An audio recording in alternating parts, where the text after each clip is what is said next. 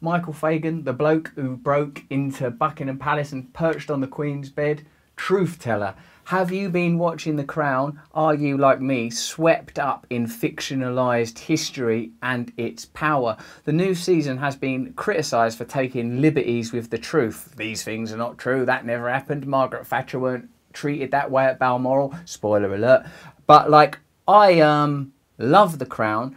I think it's an important and brilliant piece of storytelling. And what is the value of particular factual truths anyway, not just from a fake news perspective in our modern cauldron of knowledge and endless information and no one knowing what's what anymore and what's real and who won the election and who didn't win the election and Russian hacking versus voter fraud, you know, in this post-truth time when Napoleon did this and Marie Antoinette done that. French history, I suppose, is what I'm interested in. But isn't it more complex than that?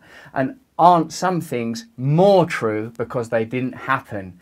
I.e., like in that South Park episode when it says like Luke Skywalker, or in their somewhat atheistic perspective, Jesus Christ, have more value than real living figures because of their import, their effect on our lives. How many of us have wept even while watching a show like The Crown or Interstellar or whatever movie or storytelling form you're into? It accesses a place of truth within us that has value of this form, which is sometimes referred to as heritage porn. Do you like it? Do you watch The Crown? Let's have a look at the trailer. Somewhat grand, in my view, a beautifully produced, incredibly well told, brilliantly written and acted, modern masterpiece of storytelling.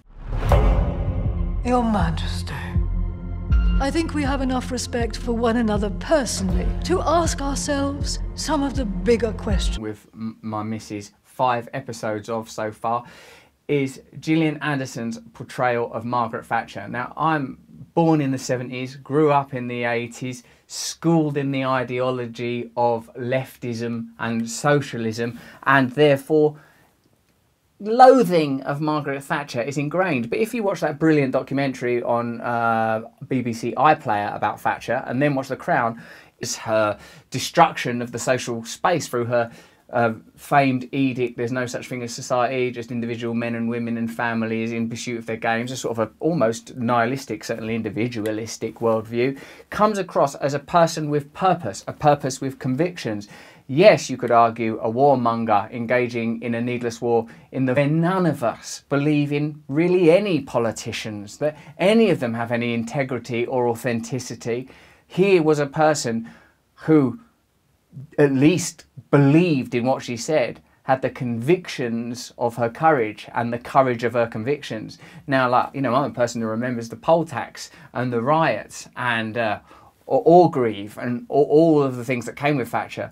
But what cannot be denied is this was a single-minded and powerful individual, and the way that her story is told in The Crown as a person that was interested, middle-class background herself, made waves and had an impact on the way that society was structured. You know, did you know, I wrote an article about it, the link's in the description, about the time that I that's a total lie, encountered in London where all the lawyers and barristers hang. It's where they have their offices, I don't know what it is.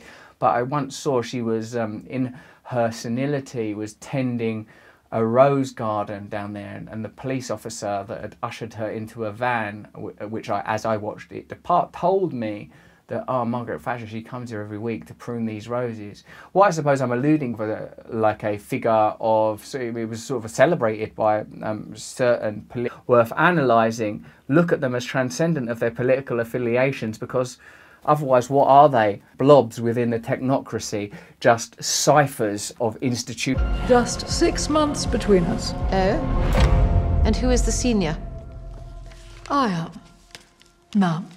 The scenes between Olivia Colman as the Queen and Gillian Anderson are fantastic, understated, although Gillian Anderson's made some incredibly bold choices, sometimes seeming like the Futurama persona. It's an amazing piece of writing, and I suppose my key point about The Crown is that he didn't write a letter to Charles the day before his death. The royal family laid protocol traps to humiliate Margaret Thatcher. That didn't happen. Margaret Thatcher ridiculed Diana for not being able to curtsy. Charles called Camilla Parker Bowles every day.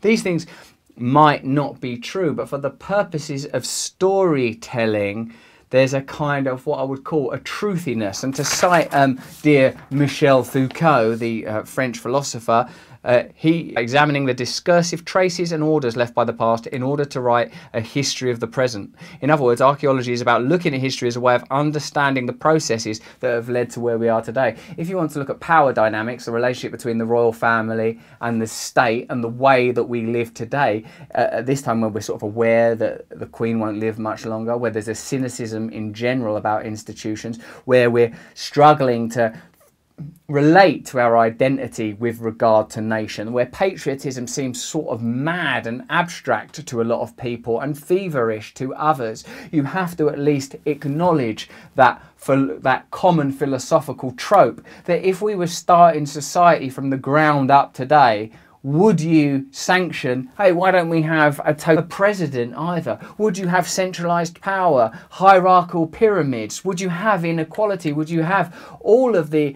institutional legacies of colonialism, gender inequality or racial inequality? These things are the legacy of a history that continues to affect us. In looking for a kind of mythic truth, Peter Morgan is telling stories that I would argue are more valuable than a bland recounting of actual events. I liked The Crown. Now that it's actual, vivid, lurid Princess Diana, a figure that sort of stood at the centre of the cyclone of media obsession that somehow encapsulated iconography, the now frequently revisited idea of ridicule to the point of mental breakdown, what happened to dear Amy Winehouse. This idea of sacrificing the divine feminine looms large in the psyche of civilizations such as ours, and the way that Princess Diana is rendered in The Crown as a sort of ordinary, albeit privileged young woman thrust into the centre of this deep entrenched heterogeneous power system is fascinating. Somehow she has a foot in the camp of pop culture, adoring popular music, and like as we saw, hanging out with celebrities and being into that kind of thing, suddenly finding herself in the dusty corridors of institutional aristocratic power at its very summit, in fact. So what do we learn from watching a show like The Crown? Well, we learn that, you know, after the origins of tragedy, where stories were about gods, we moved through sort of Jacobean drama into stories about kings and queens, and there is something vivid about the stories of kings, queens, royals, because storytelling to a degree must deal with archetypes, perennial truths that are not just relevant if you happen to be the prime minister of a country or the queen of a country, but are relevant to all of us. In fact, what is the sense that a person plays? In this case, Queen Elizabeth recognises that her role, as all of us to a degree cast in roles as mother or father or son or daughter or co-worker, aren't all of us trying to work out what is the relationship between duty and some truthful expression of who we really are? Aren't we now more than ever trying to find a truth that is more applicable than the truth of dumb, bland, tedious facts? I'm not saying that we can tell any old bloody story. I'm saying some things are truer than what happened. Some truths are timeless. Integrity, honour, gratitude, principles that can change civilization, principles that can change the world. Perhaps through storytelling we can awaken these giants. It's unlikely that it realizes us to enjoy a show like The Crown, I would argue, is that it has more truth in it than facts alone would ever afford.